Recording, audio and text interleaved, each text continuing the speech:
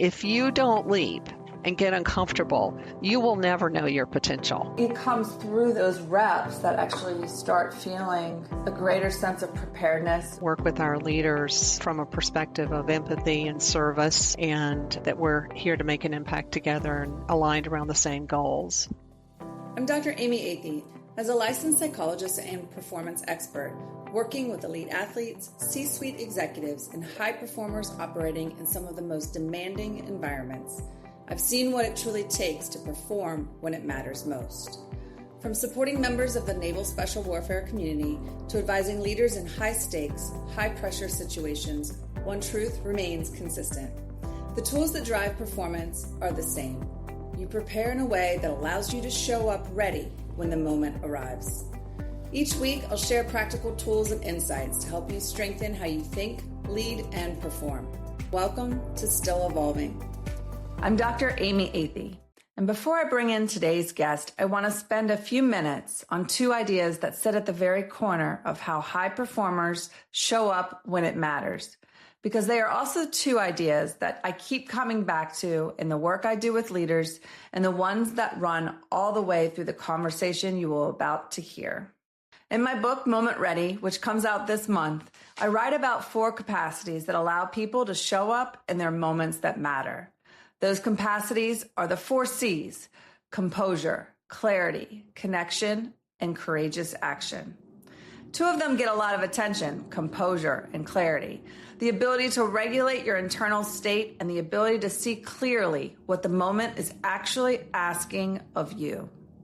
Those 2 matter enormously. But the 2 I want to focus on today, though, are ones that I think often get overlooked, which are connection and courageous action, because they are where leadership stops being something you do to a situation and becomes something that you do with and for the people around you. Let me start with connection, because it is often so misunderstood as a, quote, soft skill, something nice to have once the real work is done. What I've come to see and what I've observed again and again across the people that I've worked with is that relationships are the true agent of change. People rarely shift their behavior because of a memo or a metric or a well-reasoned argument on a slide. They make real and lasting shifts because they are motivated by the people they love, because they are inspired by a leader they believe in, or they do not want to let their teammates down. The pull of the relationship is actually moving for that human behavior. And any leader who understands this has access to something far more powerful than authority. That is why connection is not connection with people alone, although that is part of it. It is also connection with purpose. The reason the work matters in the first place. And the leaders that can hold both of these are the ones who can move a team through genuine difficulty without losing them along the way. When a leader takes time to understand what actually matters to the people they work with, and then ties that to the larger purpose, bigger than a single quarter or a single decision, they create the conditions where people are willing to stretch into things they did not believe they were capable of. That is not a detour from performance. That is the foundation of it. The second capacity is courageous action. And here I want to make a distinction that matters a great deal to me, which is that I am very intentional about choosing courage over confidence. Now, I want to be fair to confidence. It does matter. But the picture is far more nuanced than people often make it. Some people would rightly argue that just because you have not done a specific thing before in this exact context does not mean that you have nothing to draw on, since you can learn on past successes in similar conditions, even if they're not identical. And you can also learn vicariously from watching others, which is really at the heart of what self-efficacy theory tells us. So confidence is not nothing. The trouble is, confidence can be incredibly temperamental, and there's an important difference between self-confidence, which is the deeper belief in who you are and what you are capable of over time, and task confidence, which is your belief in executing a specific task in a specific condition. Task confidence can shift on a dime. Ask any major leaguer this. The hitter can come in off of a blazing hot streak, take one pitch, whiff through it, and before they know it, suddenly that confidence has evaporated, all within the single span of one at-bat. That is why courage is so critical. In your performance at-bat, you may not always feel comfortable, and you may not even feel confident in a particular moment. But courage is what allows you to lean in and take action anyway, especially when the situation has never existed before and confidence has nothing solid to stand on. What I find so compelling is how these two capacities work together. Connection is what gives courageous action somewhere to land, because it's when a leader that builds that real trust with their team and the team is willing to leap right alongside them rather than safely waiting on the sidelines. And courageous action is what turns connection into something more than warmth, because it channels all of that trust and goodwill toward a moment that genuinely demands it. A leader who has one without the other is incomplete. A leader who has learned to hold both is the kind of leader people will follow into uncertainty, which is exactly the terrain where every executive is being asked to navigate right now. I'm framing today's conversation around these two ideas because the guest I'm about to introduce lives in a way that is genuinely instructive. She leads through people first. She has built a culture where her team steps into the potential they did not know they had. And she has faced down one of the most disruptive forces in her industry, not with fear, but with a deliberate choice to treat it as a challenge to be met rather than a threat to be survived. That distinction between challenge and threat is one I will let her tell you about in her own words, because the way she describes it is better than anything I could summarize. My guest today is Joy Jarrett, and Joy is the Chief Marketing Officer at Guidehouse. She brings more than 20 years of experience building and accelerating well-known global brands, and she oversees the full sweep of that work, from corporate communications and branding to marketing campaigns, media, and the firm's digital platforms, all of it aimed at brand distinction and real market impact. Her career is a study in range. Before Guidehouse, Joy played an instrumental role in pre- and post-IPO launch of WebMD. She led global digital marketing programs for IBM, and she supported sponsor programming for the Atlanta Committee for the Olympic Games. She has also led corporate rebranding, enterprise communications, and marketing for a large global public sector defense consulting firm, which means she has done this work across wildly different industries and pressures rather than inside the comfort of a single lane. Her academic background includes an MBA from Georgia Tech and a degree from the Grady College of Communications at the University of Georgia. And alongside all of this, she gives her time to several community organizations, including the United Way and the Partnership Against Domestic Violence. Joy, welcome to Still Evolving. I am so grateful to have you here. You have been such an inspiration, Amy, since the last time we spoke, and I've been looking forward to this with a lot of excitement and also a little nervousness, just because you have such a following. So I hope that this is a fun time. I have no doubt. Joy, in talking with you, I think I shared with you this offline, but one thing that really resonated with me when I heard about your journey, as well as your leadership philosophy and how you show up as an executive leader, is really how you are able to connect. And as I shared with you, Moment Ready is coming out in July, my book, where we really talk about when we want to show up for our moments that matter, 4 C's, or those tools that can really make a difference. So composure and clarity, of course, but connecting, not just with people, but with purpose in those moments to be able to then take that courageous action. So I thought I'd start off just picking your brain. I'm so curious to hear from you. Given your leadership journey, how have you found the power of connection really empowering you to execute in those crucial moments? Oftentimes, executive leaders are facing what feels to be very high stakes decisions. in a very complex, fast-moving environment right now. But talk to us a little bit about what that's meant for you, connecting with people and purpose. Yeah, so number one, I kind of look at the role of a leader not only just to, challenge, but to also curate future leaders, because I think a lot of leaders get caught in the critique of what you're doing right or wrong in the moment.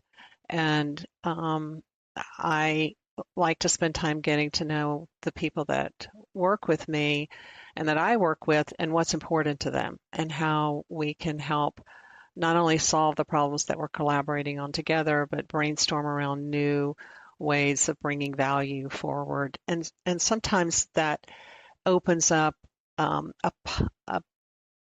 I would say a purpose in their life that maybe they haven't explored or haven't had the courage or opportunity to explore, which is where, the mentoring and that exchange of just, I believe in you and I trust you in this role. Trust me, we're going to leap together. I've got you. And we're going to push each other up to the next level. I think when I was in college, I remember someone saying to me, you don't realize the power that you have in a room when you come in. And I think it's something that we all take for granted at every age. And I try to make sure that I'm respectful of that, and that I lead our marketing team and work with our leaders from a perspective of empathy and service, and that we're here to make an impact together and aligned around the same goals. Absolutely. That helpful reminder that we probably all have much more significant power, if you will, to show up than maybe we even consider. I certainly can kind of think back coming out of college and early in my career, probably underestimating that and underestimating the impact that I could make on those in the room. And certainly if you're in a position I can appreciate of selling, or even sharing a message, educating, if we don't step into that power and really embrace that, what a lost opportunity it could be.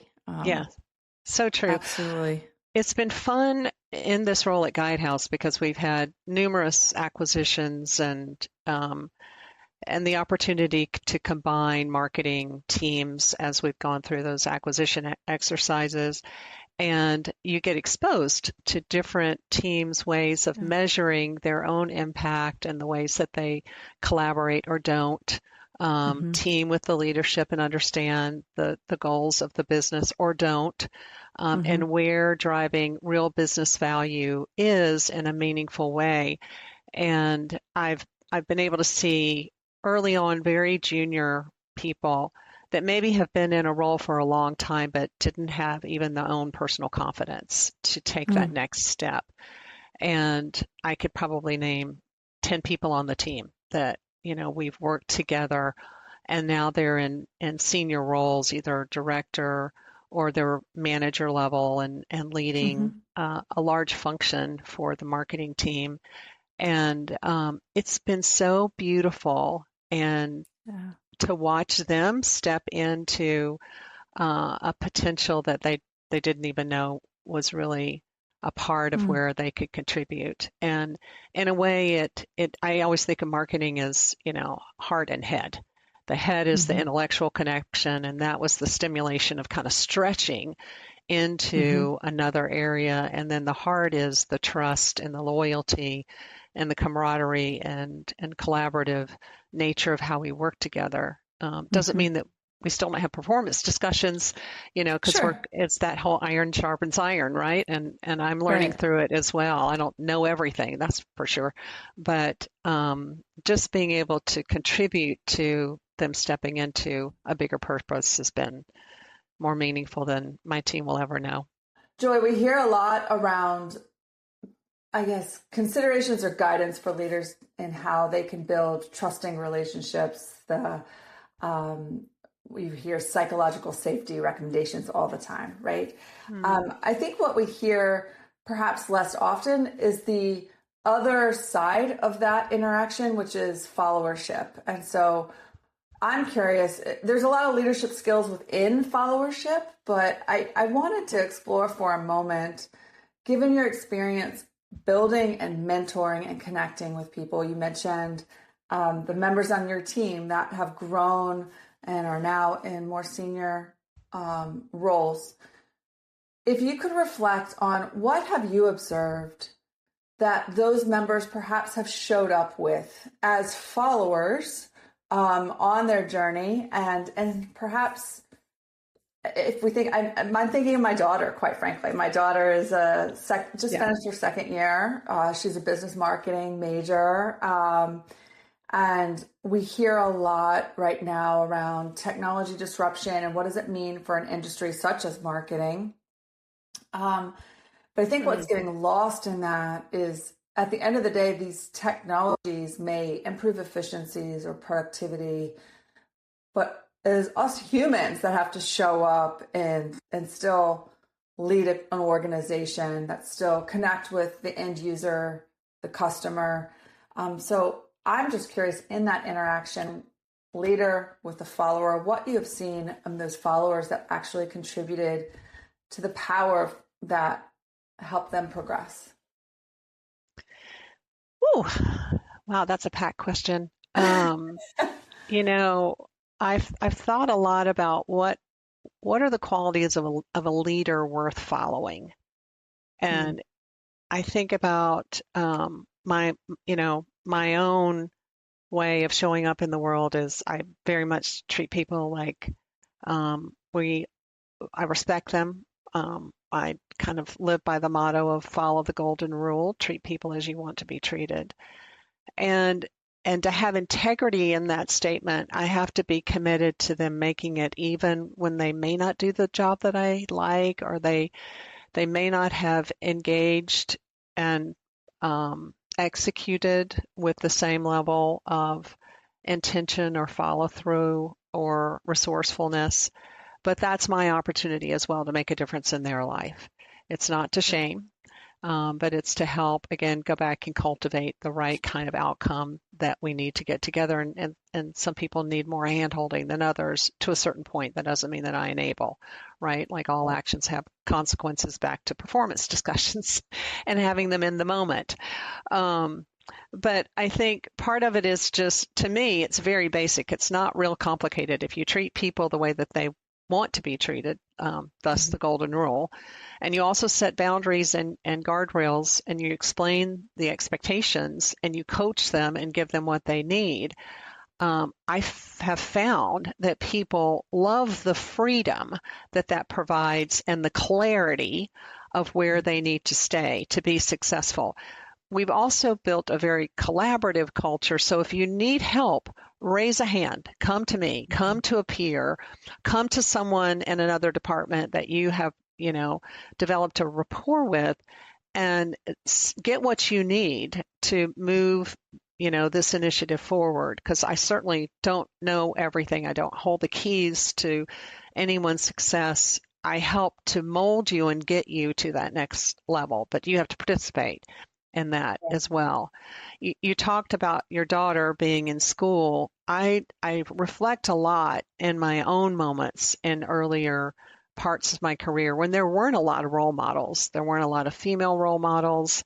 There weren't the kinds of resources that there are available now, and there weren't kind of the diversity in jobs and learning and abilities to excel.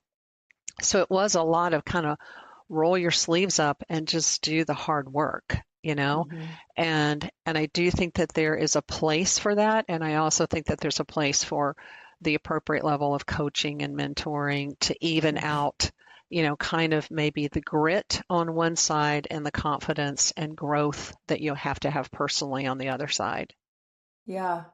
I mean, I really hear that it takes two parties, right? You have the leader, and then you have the young professional, or the professional who's looking to grow through that relationship, and certainly providing the expectations, providing the support, the resources, and the boundaries of those right and lefts, and managing those expectations, right? Like you said, you have to kind of sometimes take a deep breath and, like, well, I would have done it this way, or I would have expected this instead. Kind of giving that space for that development to happen. Also, on the end of the follower, even relating on your own experience, I really hear, sometimes, just like leaders, as you said, you don't always know. Like sometimes you just have to send it. Like, I mean, that's a term that you hear in the military a lot. Just send it, right? We are never going to have the perfect data set in making the decision. We're never going to have, it all mapped out for us. And it will take just getting in there and giving it a shot and having that conversation, perhaps that maybe you feel uncomfortable, maybe not as prepared as you like, but it's on the backside where you have that experience. Now you will be when you go into the next one. Exactly. So that initiative, I hear you were talking about the power of that grit that comes, and taking those initiatives, that perseverance to get punched around a little bit in life. But then also like it comes through those reps that actually you start feeling a greater sense of preparedness, or even at times, even confidence. So I understand the intersection there of both of those. And I'll just say that, success and your journey is never a straight line to the top. I mean, I certainly never aspired earlier in my career to be a CMO. It was something that I just never felt smart enough for, honestly. And it's interesting how I was put in situations in different jobs throughout my career that had I not gone through that, I would not be as prepared as I am for the role that I was able to step into at Guidehouse. And that wasn't something that I pursued. I was brought in as a consultant during the cutover, and then brought back in a few months later and asked to step in as the CMO at that point, because I had my own marketing consulting firm.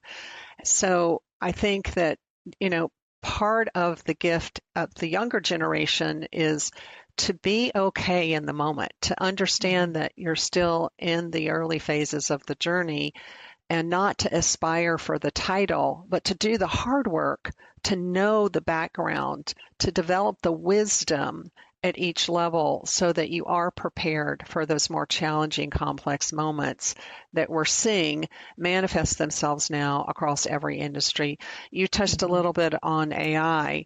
AI has been a disruptor, not only at the business operations or functional level, it's been a disruptor in the domain of critical functions within an organization. Every like from finance to legal to ethics and compliance to marketing, they're all being challenged because now AI is smarter than whatever their other resources were. And we decided, I'm not going to live in fear in the shadow of AI. I'm going to understand it. And we challenged our team, who was all nervous about, am I going to get let go? And I'm like, you're not going to get let go if you're not evolving. So go learn what this is. Go make it your friend, not your enemy. And we developed over 12 agents. We rebuilt our MarTech stack. We redesigned all of our processes, and we're actually almost leading the firm in how we've embraced AI into our operations, our processes, our governance around managing the brand, et cetera. And it's inspired our people in a whole different way. They're not afraid of it anymore. They're all out building their notebooks, their agents, and to help them be more proficient and be faster and smarter at what they're doing. And that's creating opportunities for them to elevate themselves and their work and elevate their contribution and make greater impact in the campaigns that they're helping to execute. So it's a win-win. It's not a negative. But if you listen to the conversation in the market, it's like, oh, CMOs are going to be eliminated, marketing departments are going to be eliminated, all your creative's going to be on, on Grok or whatever. So it's just I have this other philosophy, leap and the net will appear. If you don't leap and get uncomfortable, you will never know your potential. You Mm-hmm. won't. You'll sit in Mm-hmm. the stands and watch life pass you by and watch your career be guided by something else. And that's where I've really built a cultural DNA as well within the Mm-hmm. team, not to be afraid of these big changes that happen, because change is a constant. It's how Yes. you react to it and how you learn to navigate through it that differentiates the winners from the Mm-hmm. complacent I people in the think it's stands. such a powerful reminder. We talk a lot about being able to take that courageous action. And oftentimes I'm very Yeah, intentional about choosing courage over confidence, because when there is a disruptive moment, no one has past experience to rely on. That's exactly exactly. that, right? You have related experiences that could prepare you for knowing that the significant changes has come. And Yeah. you mentioned the breadth, not just the depth, but the breadth of the impact. But really, to take that courageous action, what I hear is what you are communicating to your team is that this is the opportunity and it is a challenge. And what we have found with the high performance mindsets is indeed when we make sense of the problem set before us as a challenge instead of a threat, we actually have the energy arousal needed to more likely tackle that challenge or that demand. Versus Yes. if we perceive whatever we're about to do as a threat, what happens? Actually, neurophysiologically, I can tell you what happens. Your stress hormones go up, and actually, those Yeah. performance hormones that you need to be able to think clearly and respond, actually, there's an inverse relationship there. So, you mentioned the word fear, right? Like people freeze and take no action. Mm-hmm. People Mm-hmm. start avoiding or disconnecting. So, indeed, when we talk about being able to navigate the challenges in the journey, to take that courageous action, remind yourself it is a challenge, but it's not. It's Yes. not the threat that we believe. So, very powerful reminder. I wrap up every pod with really giving space for you to share back. Also, probably a tip or a tool, something that you've used in your leadership journey, because indeed this isn't the first chapter for you. It's probably not going to be the last, right? And so when we think about how we can sustain showing up in many moments that matter across our journey, it takes a lot of renewing or refueling, if you will, but certainly Yeah. whether it's reflection or anchoring in values, it could be a lot of things. But is there something that you do every day or maybe even every week that's really helped you in your journey? So every day I start by reading my daily devotion in bed. I don't Mm-hmm. even put my feet on the ground. I don't look at social media. I do look at the weather, but I don't look at anything else. And that helps anchor me in the fact that God's plan is always bigger than mine. And and when I stay true to my faith, I can overcome really anything. Mm-hmm. And that gives me a peace going through the day that if I start the day looking at social media or reading the news first thing, you can get kind of anxious about where's the Yeah. world going.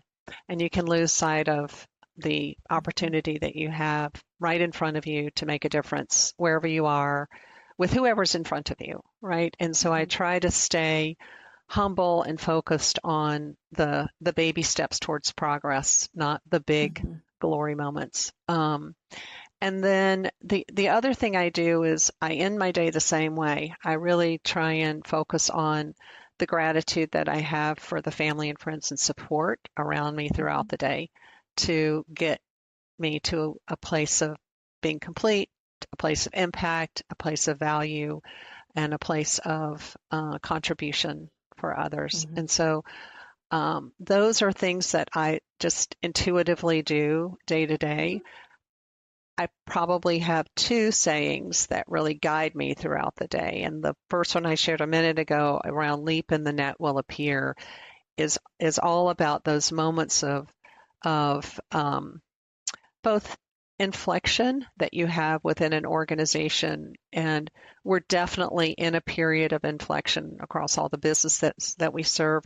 We're at a moment of inflection as a business because a lot of the systems and things that we've put in place, we're outgrowing as an organization, which is it's exciting to be a part of, and it's frustrating as well at the same time. Yeah. So just the whole leap and the net will appear. We have to force ourselves to not be afraid of the next level as you're maturing and growing and expanding as an organization, and you're helping to lead that. And what does it look like? And then the other is you can make a difference anywhere you are. That's something my dad said to me when I would sit down with him and I'd say, I'm frustrated in this job or this, that, and the other. And he would be, you've got everything you need and you can make a difference where you are. And it just reminded me of the fact that, you know, I do control my destiny. And when I am active in that and pursuing that, and patient with the journey that I'm on, you can accomplish things that you never imagined before. I love it. Wow. Well, such a powerful end point. I feel like any other discussion would certainly undermine your dad's message, and it's a very powerful one to take with us. So, Joy, thank you so much for the conversation today. Thank you so much, Dr. Amy. It's been such a blessing. Thank you.